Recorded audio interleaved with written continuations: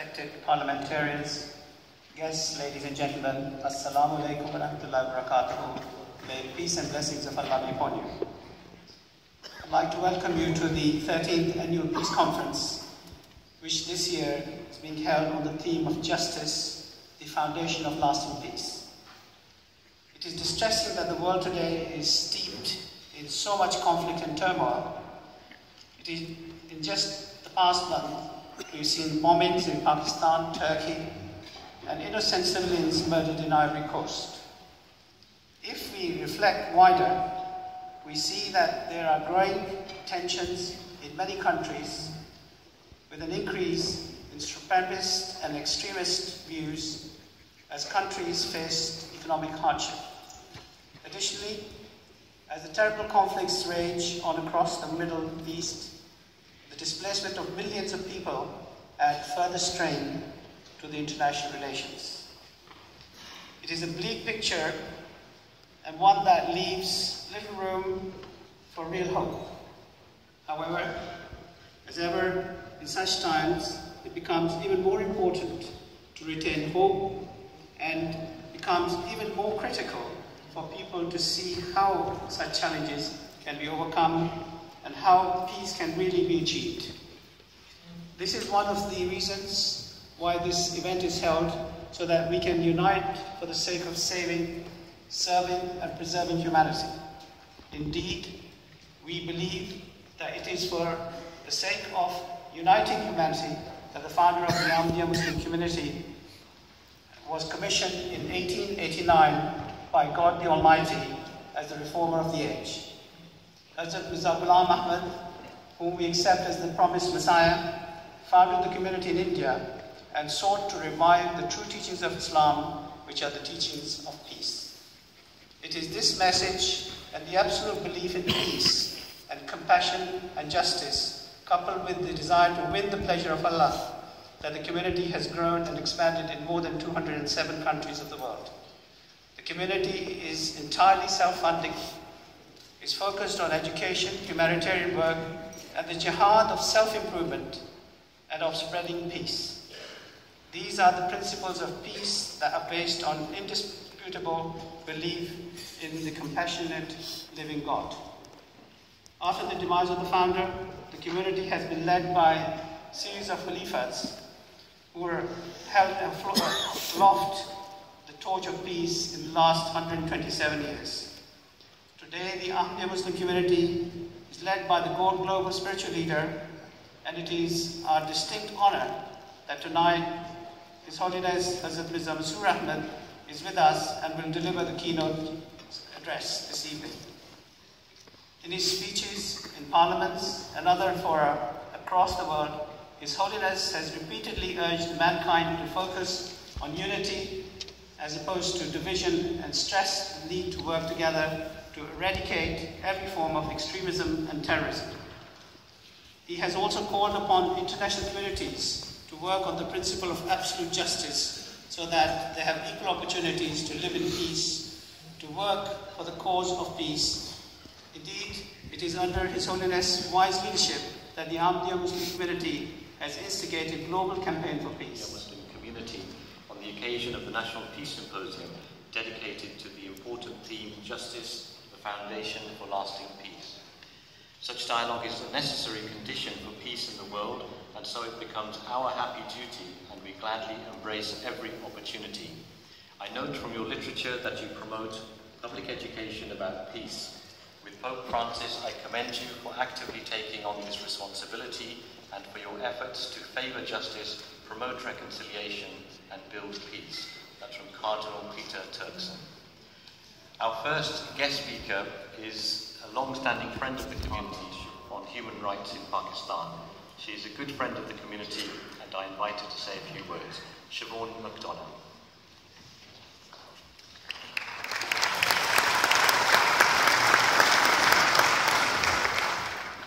It's a great pleasure to be invited to introduce today's symposium, which continues to go from strength to strength after many years. I welcome His Holiness Hazrat Mirza Masroor Ahmad to Merton as an internationally respected voice of peace. And I'm also delighted to welcome this year's Peace Prize winner, Hadeel Qasim Hussain, who has devoted herself tirelessly to helping child refugees. We are all painfully aware of the devastation that the Syrian conflict is having upon displaced families, but it's people like Hadeel who show us how unstoppable human fortitude can be. In my limited time, I would like to pay tribute to an individual who dedicated his life to serving the cause of peace, a former winner of the prestigious Peace Prize we are celebrating today.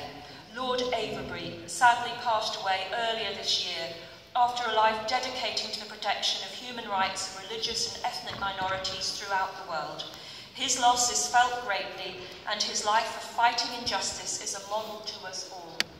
And I crave your indulgence in remembering a great friend of mine and colleague, and a great friend of the Ahmadiyya community and of Baitul Futuh Mosque in particular. Councillor Maxie Martin cannot be with us tonight because she is unwell. It is the first Peace Symposium that she has ever missed, and it would be a great comfort to her if I could tell her that you will remember her in your thoughts and prayers. I'm so proud that the Borough of Merton is the UK and worldwide headquarters of the Ahmadiyya Muslim community, which makes an incredible contribution to the richness and diversity of our community. It is a community that contributes greatly to this country, and your belief in peace and religious tolerance is an example to us all, as you would expect from a community whose motto is love for all, hatred for none. And I'm very proud to chair the all-party parliamentary group of the Ahmadiyya Muslim community to make my small contribution to the vital aim of justice. Thank you.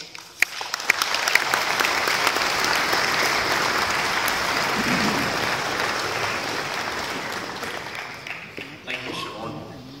Our next guest speaker is Zach Goldsmith. Since 2010, represented Richmond Park. He's a passionate campaigner for the environment and a good friend of the community. Zach, alongside Sadiq Khan and Caroline Pitching and others, is also a candidate for the 2016 London mayoral election. I'm delighted to invite him to the stage and to invite him to say a few words. Zach Goldsmith.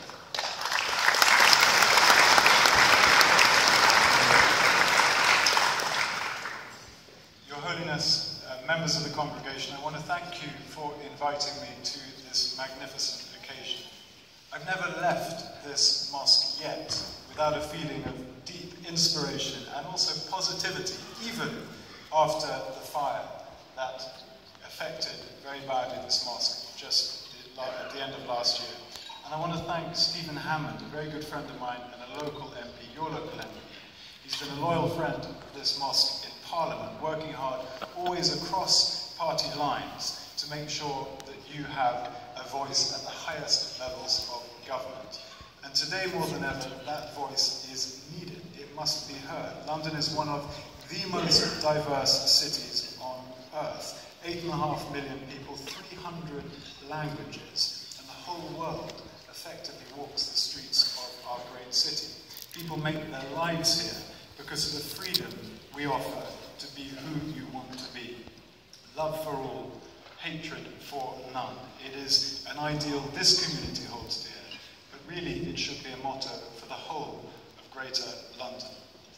And many of you here in this hall know from personal direct experience the scale of the challenge that we are up against. For over a century, the Ahmadiyya Muslim community has taken a stand against hatred, but you have faced it down with compassion, and with love, and with practical help to bring communities together. Every day you put those values into practice. From the young Ahmadi Muslims who every autumn go on the streets of London and sell poppies to the Royal British Legion, to Lord Ahmad, my very good friend here, who serves this country as a Minister of the Crown, working day in, day out at the Home Office to tackle the scourge of extremism. But there is one image for me which sums up what the Ahmadiyya are all about, and it's the red double-decker bus emblazoned with the words "United Against Extremism," an iconic symbol of London, carrying a universal message of peace and solidarity. Now, if I'm lucky enough to be elected on May the 5th as Mayor of London, I look forward to working very closely with this community more importantly, I look forward to learning from this community. Thank you very much for inviting me.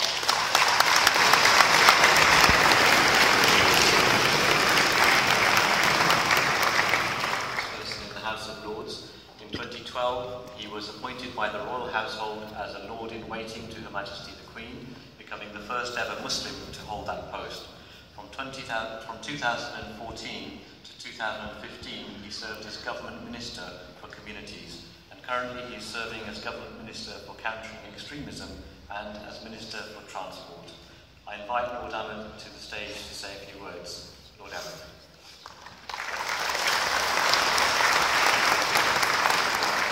Bismillahirrahmanirrahim, in the name of God, the gracious, most merciful, beloved Hazur, respected guests, ladies and gentlemen, Assalamu alaikum and good evening.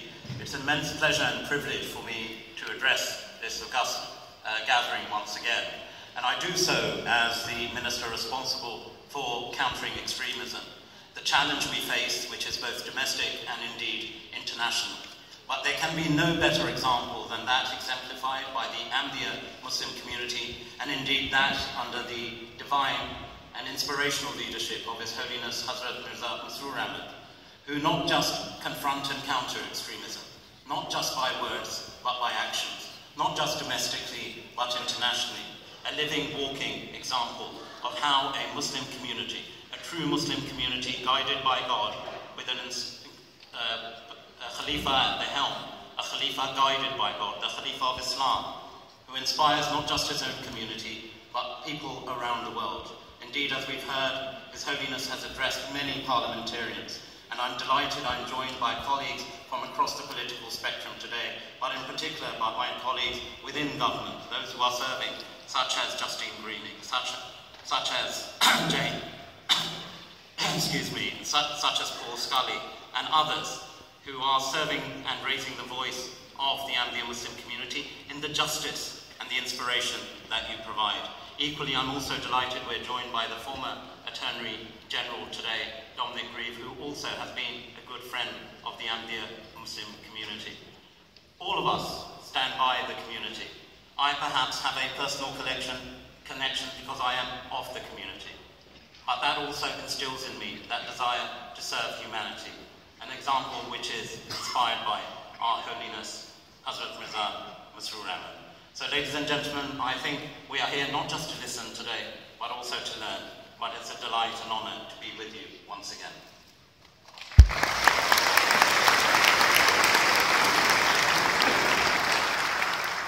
Thank you, Lord. I'm a friend of the community and has served as Economic Secretary to the Treasury, Secretary of State for Transport, and since 2012 has been serving as Secretary of State for International Development. Justine is a powerful advocate for humanitarian causes, and we welcome her to the event, and I invite her to say a few words. Justine, greeting.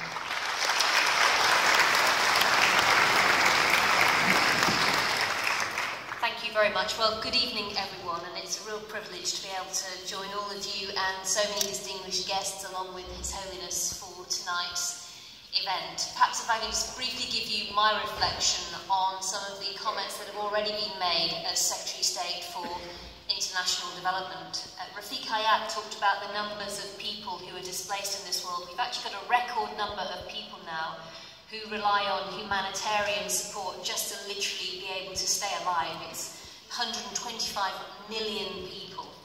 And the problem that they face is it's really the size of the country, but they don't have a head of state. And so when I go to the United Nations, like I did on Monday this week, there isn't that head of state there to talk about what their issues are and to make sure that their children are in school, that they have the kind of health that they need.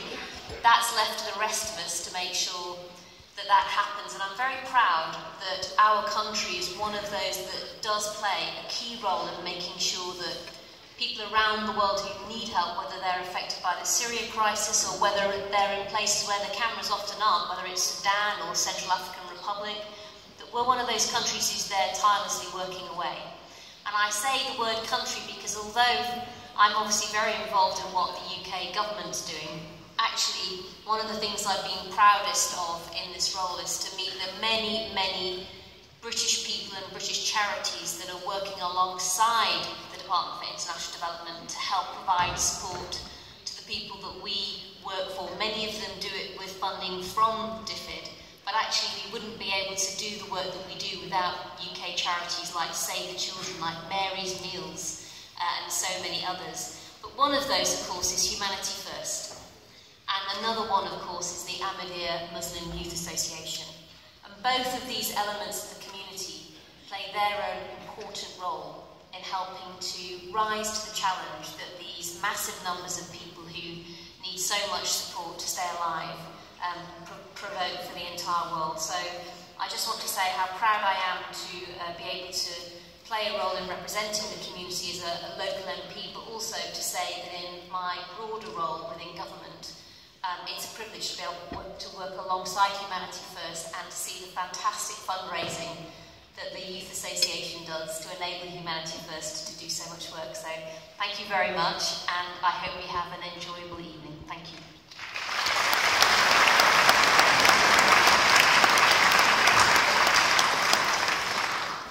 Thank you, Justine. It's an award in recognition of an individual or an organization's contribution for the advancement of cause of peace.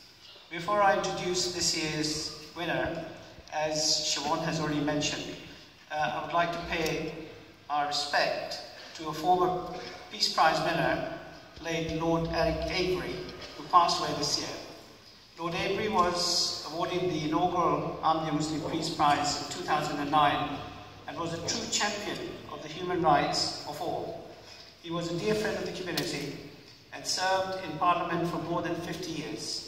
We pray that God rewards Eric abundantly for his noble work and that he carried out throughout his life and grants solace to his family. Amen. Also, as Siobhain mentioned, a very good friend is not very well, and she was the mayor when this mosque was opened, and she is also in need of our prayers, and I would request everyone to please pray for her good health and speedy recovery. This year we are delighted to honour another champion of peace for her dedicated work to help refugees. Hadeel Qasim Hussain Al-Qayyim from Baghdad made a tremendous difference to the lives of refugees, especially children that have been displaced as a result of conflicts. Hadeel was, in fact, a refugee herself when her family fled to Syria when the Iraq war started in 2003. They stayed there for 1 year, and while living as a refugee in Syria, she experienced first hand how children fleeing from their homes needed special care and attention. This moved her to help other children, in particular to support Syrian children, as Syrian helped her family and other Iraqi refugees during the Iraq conflict. On returning to Iraq, Hadeel decided to leave home and live in dangerous and inhospitable refugee camps in the extreme temperatures to serve in the field of child protection. Hadeel was the first woman to work in the refugee camp near Al-Aqwam, in harsh climate of the Iraqi desert. The children live in dire conditions, in dilapidated tents due to the bad weather, and many are contaminated to a degree where children get respiratory diseases from living in them. The children have faced abuse, torture, sexual violence, beating and threats. Many have also lost their entire families in the war. They are in desperate need for psychological and social support. Hadeel has worked tirelessly to provide children with hope and a small but vital degree of security. Hadeel worked in Al-Qayyum area close to the Iraqi-Syrian border to support and assist children during the terrible conflict and who had witnessed the horrors of war. She has also worked in Erbil to alleviate the sufferings of Kurdish refugee children. During December 2015, Hadeel has been working with displaced people in Baghdad, again to do what she can to help them.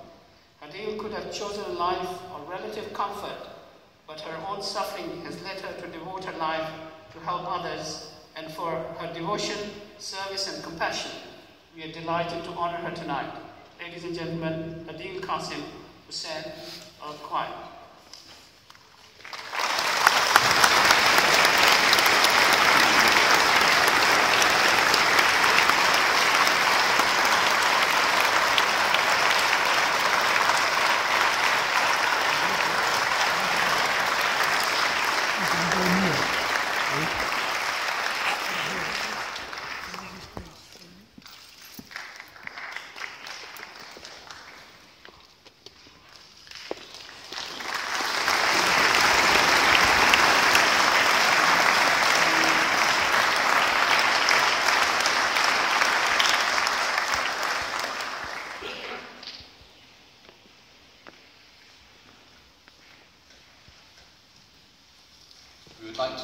invite Hadeel to come and say a few words. Hadeel, Qasim, Hussein.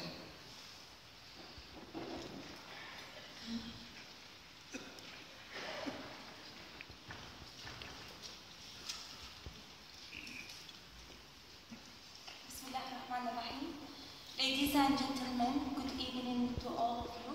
First of all, I would like to take this opportunity to thank the worldwide head of Ahmadiyya Muslim community, Hazrat Mirza Masroor Ahmad, for this wonderful award and for inviting me to this event today.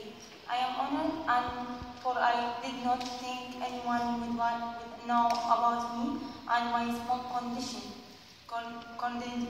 I am from Iraq, while I do my best to help children. Children who have suffered terribly and need protection. I have been working in the field of child protection for many years because I believe we must do everything we can to support children's rights and improve their lives because this their right to survive and live in spite of all conflict and disputes in Syrian and Iraqi refugees.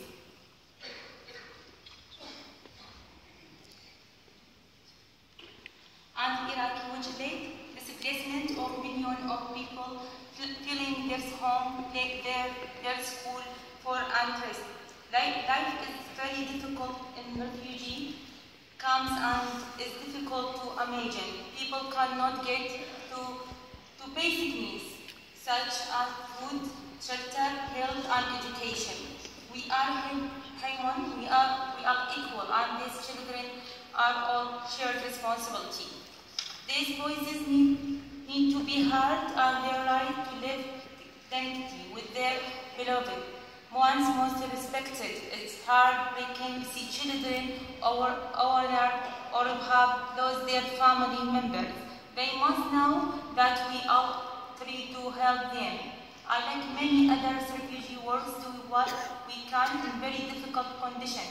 There are problems, feared and one over, but I reminded to go on with my job. Through many people did not know motivation and attachment to my work. I don't know how happy it makes me to see children smile when they see that they can come to child-friendly space and play with other priests. It was really relief for me to hear the voices of their lover even when the people around them were not helping. It was a great experience for me, and for only few people can feel the difference. We have the child-friendly space, so travel one could know that through their drumming about tanks and military aircraft. But I worked to change that thinking, and after a few months, starting there are beautiful things like being teacher or even humanitarian worker to assess conflict on affected families. I want to say about Iraq a few situations for displacement people and Syrian refugees living in Iraq. Around 10 million people are in need of humanitarian assistance and protection in Iraq. 3.2 million people are internally displaced. In addition, Iraq hosts around 250,000 Syrian refugees. They are all fleeing from violence and conflict and have the right to seek safety and protection. All I ask is that all parties to the conflict must ensure that displaced people can move fairly in order to access life-saving humanitarian assistance and protection. Syrian refugees face hard issues when they try to travel to Europe to live a better life. They are available to death while passing all the dangerous routes Europe. It is a horrible choice to stay and survive in all zone or to leave to take dangerous journey. With little but hope I pray this conflict ends soon. Finally, I would like to take this opportunity to thank all of you for listening to me and I wish the wonderful work with Ahmadiyya Muslim community is doing to help. Gracious Congress. Assalamu alaikum wa rahmatullahi wa barakatuh. Peace and blessing of Allah be upon you all. First of all, I would like to take this opportunity to express my sincere gratitude to all of our distinguished guests who have accepted our invitation and joined us this evening. Your attendance is particularly noteworthy given that this event is taking place at a time when widespread fear of Islam is on the increase due to the horrific and disgraceful acts of terrorist groups. For example, last November, the world watched in horror when the terrorist attacks took place in Paris. And apart from this, there have been suicide, bombing, and attacks in various countries at regular intervals. In terms of the United Kingdom, very recently, the Assistant Commissioner of Police warned that Daesh was planning enormous and spectacular terrorist attacks here in the UK, targeting high-profile public places. Furthermore, there has been a sudden influx of refugees into Europe during the past year, and this is causing a degree of fear, uncertainty, and even panic in the minds of many people. In light of all of this, your attendance and willingness as non-Muslims to attend an event organized by a Muslim community proves that you are courageous, tolerant, and open-hearted people.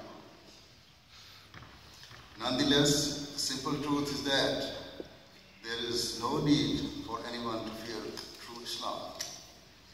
While some people claim Islam to be a religion of extremism and one that promotes suicide attacks or other forms of terrorism, nothing could be further from the truth.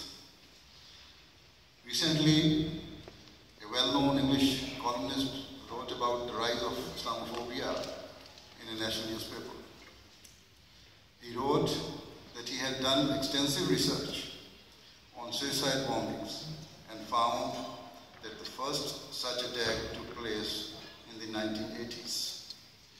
Despite the fact that Islam had existed for well over 300 years. He concluded that if Islam permitted or encouraged such attacks, then they ought to have occurred from the outset of Islam and throughout its history. His point was valid and very well made and proved that such attacks were a modern day evil, far removed from the true and peaceful teachings of Islam. Certainly, Islam has very clearly prohibited all forms of suicide. And so there is no justification whatsoever for suicide attacks or any other forms of terrorism. Such heinous acts lead to the murder and barbaric slaughter of innocent women, children, and other members of the public. A recent research article of Dr.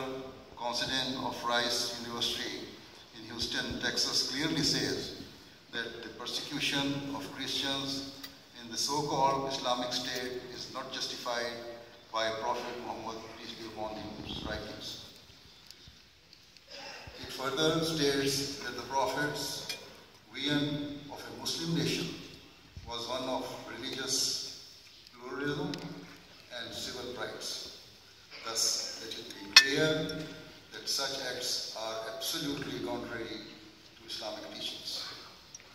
If Islam has ever permitted warfare, it is only to the extent of a defensive war, where war has been forced upon you.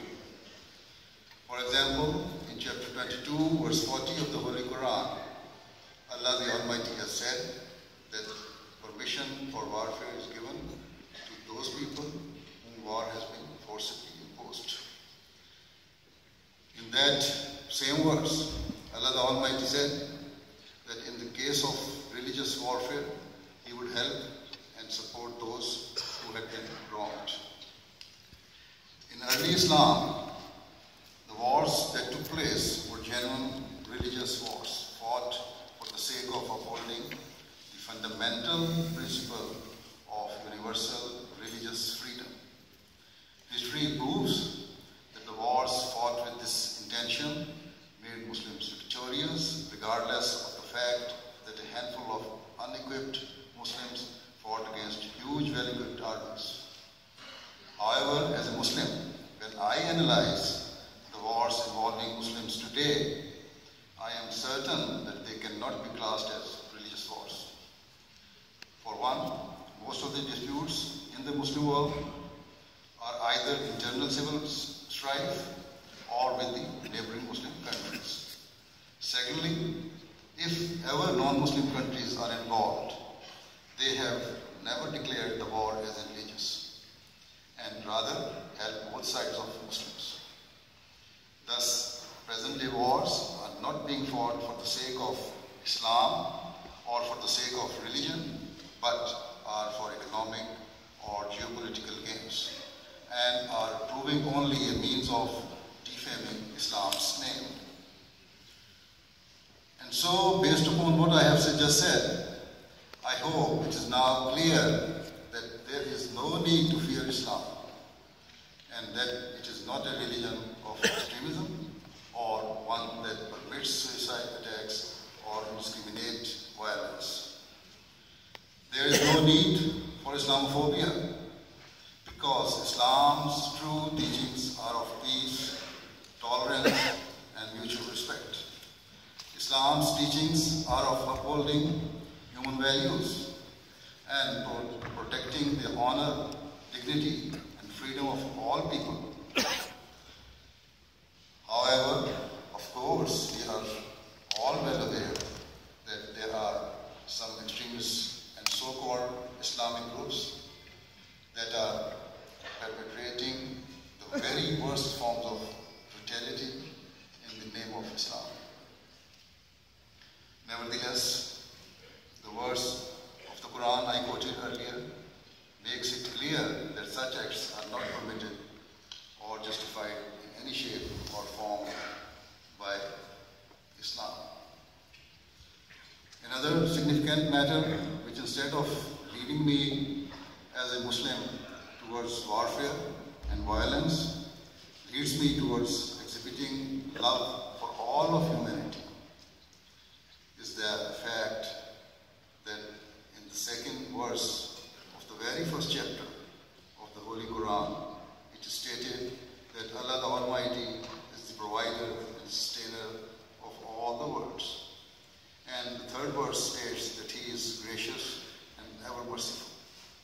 Thus, when Allah the Almighty is the provider and sustainer of all the people, and gracious and ever merciful, how could it be that He desired for those who believed in Him to mercilessly murder, violently oppose, or harm His creation in any way? Of course, the answer is that it is not possible.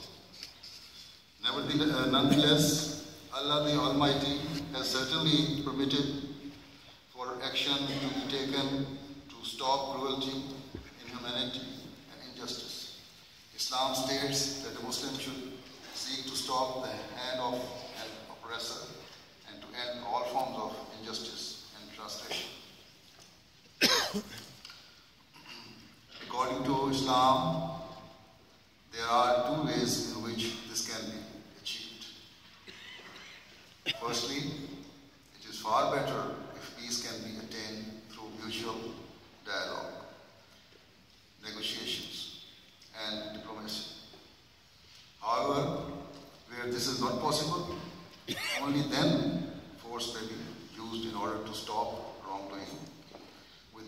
intention of establishing sustainable peace. Outside of the religious context, in every society and nation, there are rules and laws that exist, and if they are violated, then punitive action is normally taken. If it is possible to reform without punishment or with just a mild sanction or reprimand, that is better. However, if that is not possible, then severe punishment is duly discharged for the benefit of the wider society and as a means of deterrent to others. Moving to a religious context, according to Islam, punishment or sanction is permitted not as a means of revenge or retribution, but only as a means of ending cruelty or persecution and as a means of positive reformation. The Holy Quran has said that if a person or group can be rehabilitated through forgiveness and mercy, then this method should be adopted. However, if clemency or forbearance does not prove effective, then punishment should be administered as a means of reformation and improvement. Therefore, the philosophy underpinning punishment in Islam is extremely far-sighted and quite unique. Its purpose is to reform, rehabilitate, and improve. It is to develop the highest standards of human values amongst mankind so that by adopting the attributes of their Creator, all people come to respect and care for one another. Therefore, where the rights of an individual or group are unjustly usurped, Islam permits punishments that are proportionate to the crime. However, it remains the case that if reformation can be achieved without sanction, it is preferable. This is why Allah the Almighty has said in chapter 24, verse 23 of the Holy Quran that it is better to forgive and to manifest forbearance. Similarly, in chapter 3, verse 135, Allah the Almighty has said that those who suppress their anger and who forgive and forget are those whom Allah loves and prefers. Furthermore, at many other places in the Holy Quran, it is stated that the person should forgive wherever possible, because the ultimate purpose is always moral reformation rather than vengeance. In terms of conflict between nations or groups, Allah the Almighty has given golden principle for the establishment of long-lasting peace in chapter 49, verse 10 of the Holy Quran. In the verse, it states that if there is a dispute between nations or groups, third parties should seek to mediate and to bring about a peaceful resolution to the conflict. In the event of an agreement, all parties should act equitably.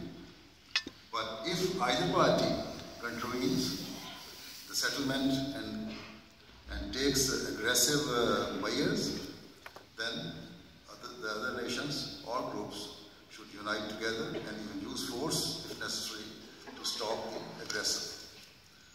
However, once the aggressive party withdraws and adopts peace, they should not be unduly restricted but should be permitted to move forward as an independent nation and a free society. Therefore, the provider and sustainer of all of mankind, Allah the Almighty, desires for all people to live together in peace and to be free from all forms of persecution and injustice. In terms of belief, Islam enshrines the principles of universal religious freedom and freedom of conscience. According to Islam, every person not only has the right of freedom of belief, but also has the right to peacefully propagate their beliefs. Faith is and always will be a matter of the heart, and so there should never be any form of compulsion in religion. Whilst Allah the Almighty has deemed Islam to be a complete teaching, no one has the right to forcefully convert others to it. Anyone, whether religious or not, is free to accept Islam. But the key point is that it should be accepted freely and entirely of one's own volition and choice. Similarly, if a Muslim decides that he wishes to leave Islam, then according to the teachings of the Quran, he or she has the right to do so. Whilst we believe Islam is to be a universal religion and a timeless teaching, if anyone chooses to leave it, then that is their choice and prerogative.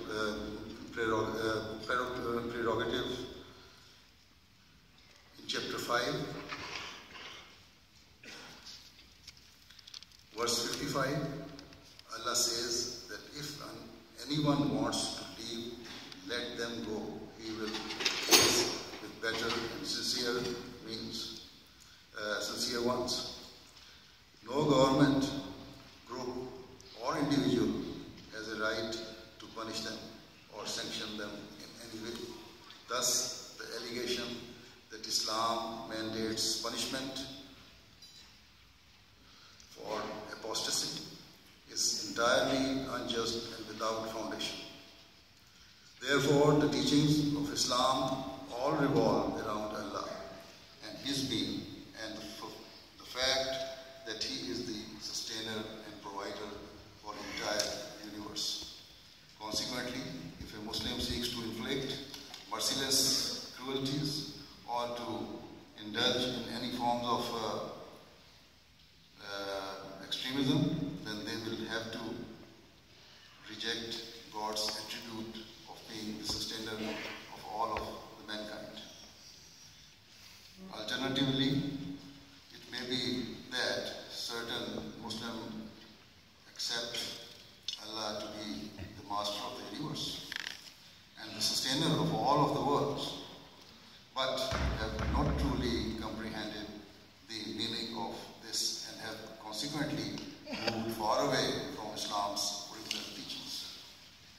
Hence, it was to enlighten and educate mankind of the true Islam that we believe that Allah the Almighty sent the founder of our community as the promised Messiah and reformer of the age. He informed us that the era of religious warfare had come to an end, and that God Almighty desired for mankind to live in peace and to fulfill the rights of their Creator and of one another. Addressing his followers about this, the Prophet Messiah, Mirza once said, according to the true spirit of the teachings of Islam, there are only two parts of the religion. Or it can be said that the religion is based upon two paramount objectives.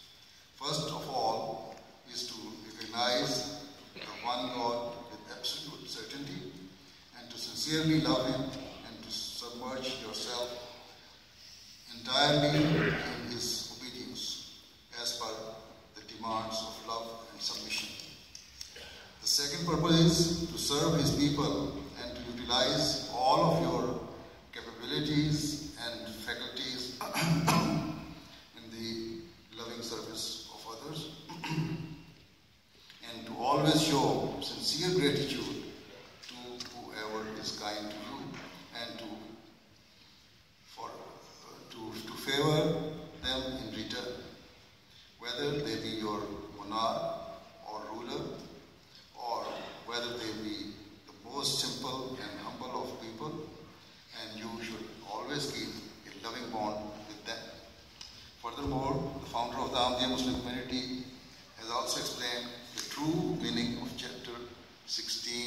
verse 91 of the Holy Quran, in which Allah the Almighty states, "Verily Allah enjoins justice and the doing of good to others and giving like kindred."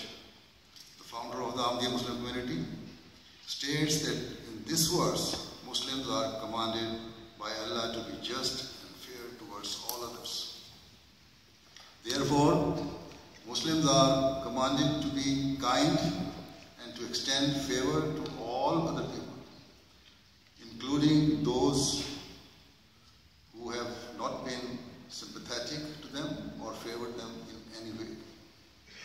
Finally, he explained that the verse required a Muslim to love God's creation to such an extent that they considered every person in the world to be like their own close family member. In fact, he said that the true Muslim should love others irrespective of their background or belief in the same way that a mother loves her child. Certainly, this is the highest and purest form of love, because in terms of this, the second stage, where a person exhibits kindness or favor, it is impossible that an element of self-projection remains, whether covert or overt. And at the same point, the individual may remind the person of their gesture and seek favor in return. However, a mother's love is truly selfless and altruistic, and her unique bond with her child is such that she is willing to sacrifice everything for the sake of her offspring. She desires nothing to return, and nor does she require any form of praise or tribute. Therefore, this is the ultimate standard that Islam advocates, whereby Muslims are taught to love all of humanity as a mother loves her child. These are the true teachings of Islam. Allah the Almighty has said that those who believe in Him should adopt His attributes. And so, it is impossible for a true Muslim to be cruel, and it is similarly impossible for Islam to permit any form of injustice, violence, or extremism. Over the years, I have made these points time and time again, and have highlighted these core Islamic teachings.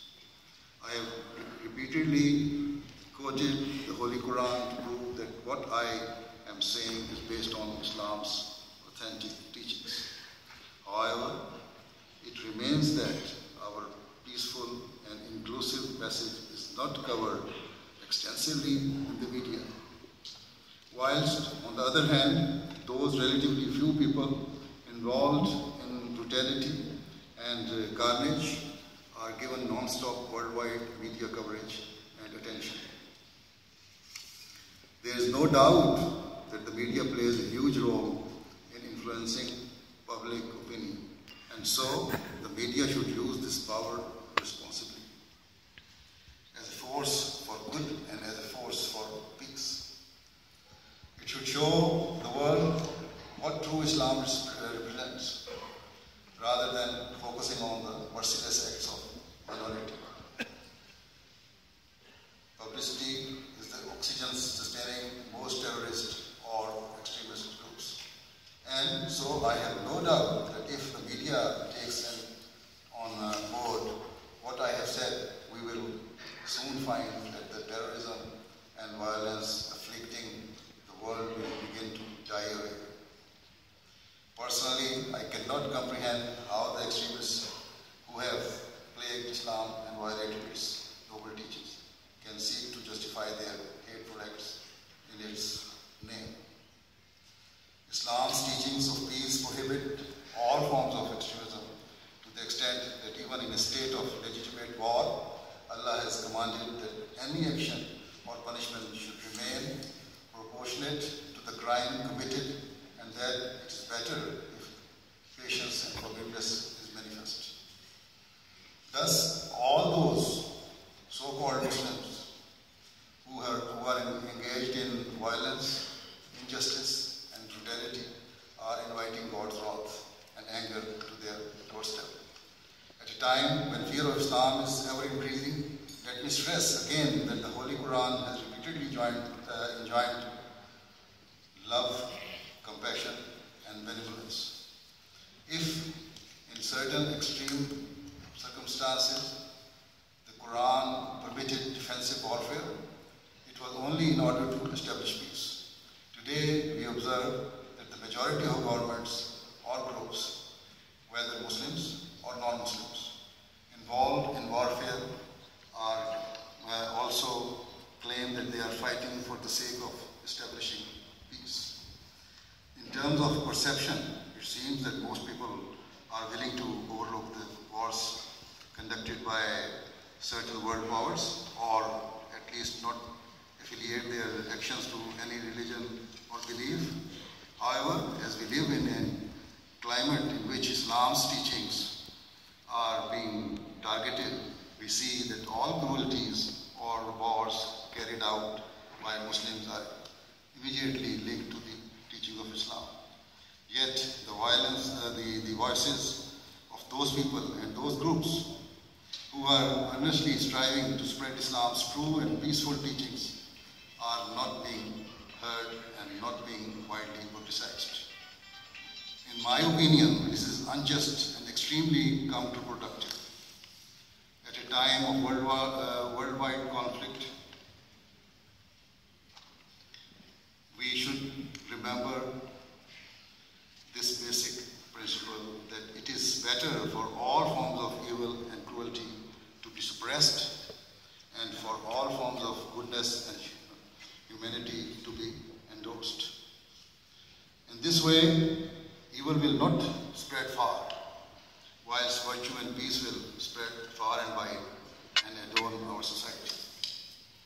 If we promote the good that is happening in the world, we can overcome those who seek to undermine our cherished values of mercy and humanity. Yet, the world does not seem to have accepted or understood this principle, and that is why the media continues to prioritize this its circulation or viewing figures over and beyond the peace of the world. The media, which gladly focuses on the tiny minority involved in brutality, are feeding the propaganda machines of evil groups such as Daesh, yet they fail in their duty to highlight all that is good in the world. This is an injustice that is sowing the seeds of further division and conflict.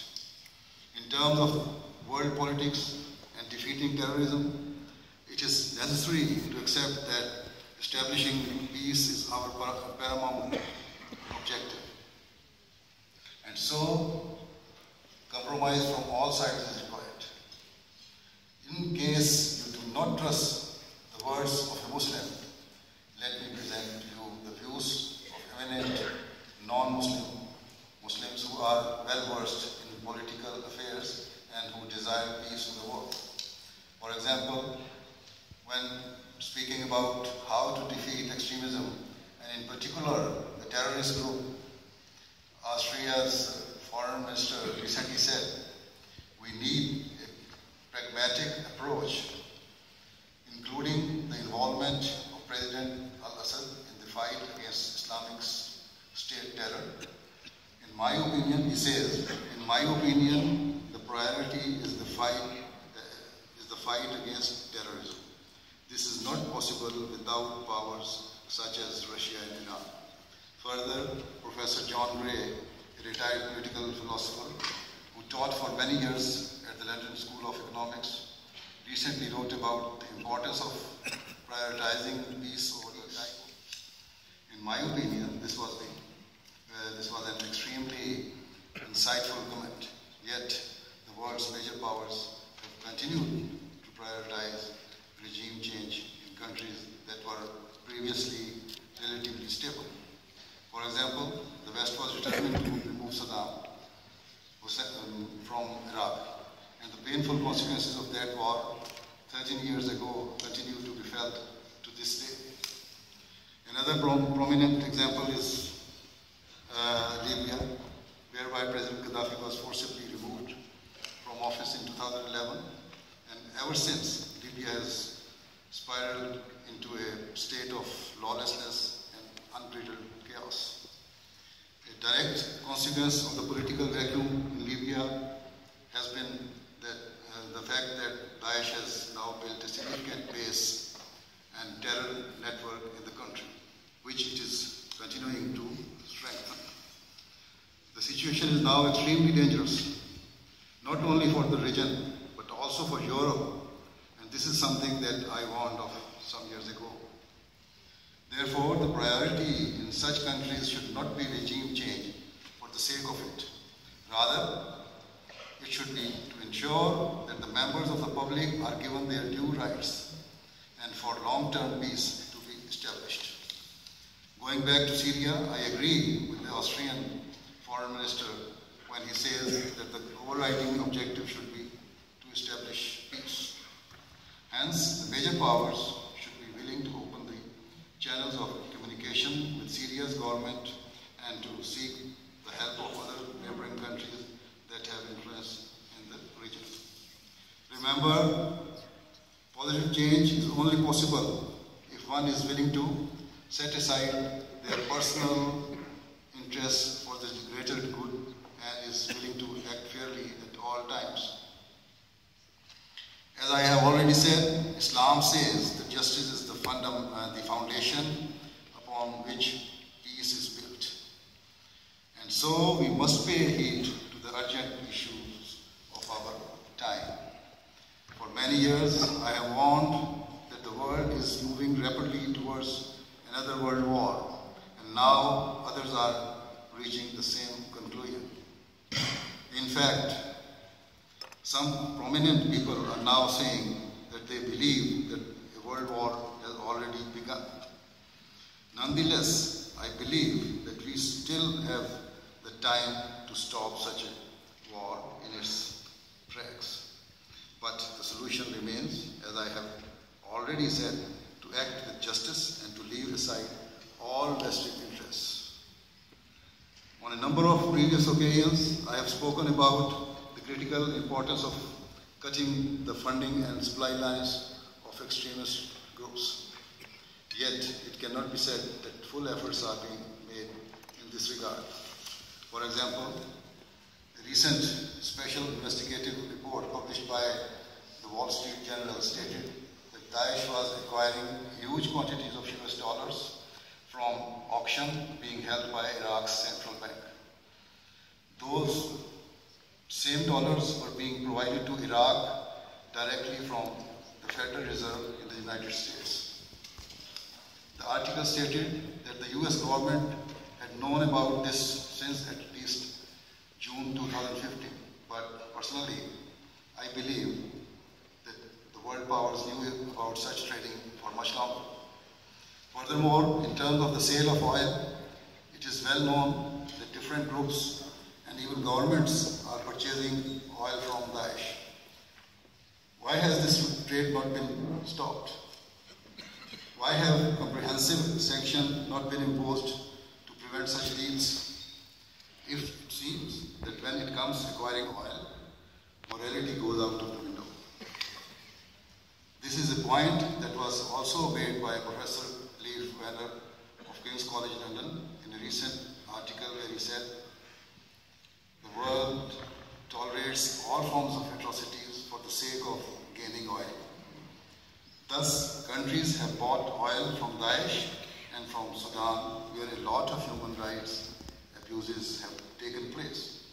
He says this is a violation of proper fundamental market economics, whereby violence should not create property rights. Furthermore, in a recent article, the director of the Iraq Energy Institute explained how Daesh was selling its oil.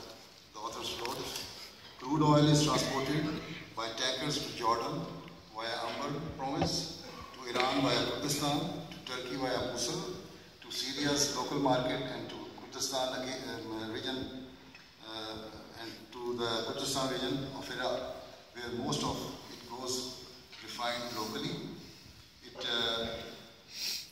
Most of it gets refined locally. It defies logic, so that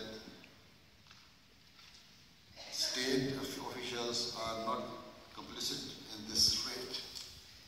Therefore, whilst it is claimed that all possible efforts are being made to eradicate terrorism and extremism, the evidence does not substantiate this claim. Given all of this, how can it be said that there is true justice in the world? How can it be claimed that honesty and integrity are considered paramount? Similarly, recently there has been widespread media coverage documenting the global arms trade.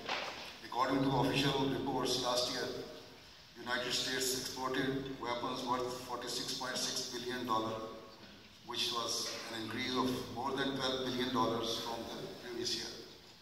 It was further reported that the majority of those weapons were sold to countries in the Middle East, and in turn they were fueling the wars in Syria, Iraq and Yemen. I reiterate that if such trading is taking place, how is it possible for justice and peace to be established? These few examples I have cited are all in the public domain and are the views of respected analysts and commentators. Until principles of justice are exhibited at all levels of society and between nations, we will not see true peace in the world. Without justice, it could take decades to defeat the evil that is Daesh and other extremist groups. However, if the world heeds this message and comes to manifest justice, and genuine efforts are made to restrict the funding and supply lines of terrorism, then I believe, unlike a retired American military general who recently said the war against Daesh will last between 10 and 20 years, that the network of terrorism tormenting the world can be destroyed imminently. In conclusion, it is my belief that unless the world comes to recognize its creator and accepts him as the sustainer of mankind, true justice cannot prevail, and not only will true justice not prevail, but we will also experience a lethal nuclear war whose catastrophic consequences will be faced by our future generations. I pray that the world comes to understand this reality. I pray that we all play our respective roles in furthering the cause of humanity. And I pray that true peace based upon justice is established in all parts of the world. With these words, I would like to once again take the opportunity to thank all of our guests for joining us this evening. May Allah bless you. Thank you very much.